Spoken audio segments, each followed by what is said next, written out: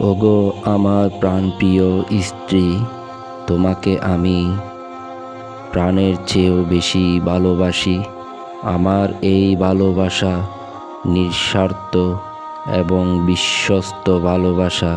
তোমাকে আমি আমার আবেগ দিয়ে নয়, আমার ভালোবাসা, আমার হৃদয় দিয়ে তোমাকে আমি ভালোবাসি।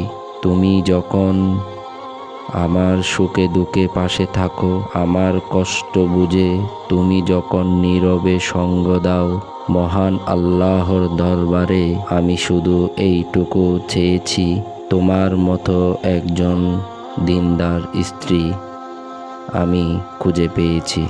তোমার অনেক চাওয়া এবং পাওয়া থাকার পরেও তুমি পরিবারের জন্য অনেক কিছু ছাড় দিয়েছ। ওগো প্রিয়তমা, একদিন তোমার সব আবদার আমি পূরণ করিব। তোমাকে আমি অনেক ভালোবাসি।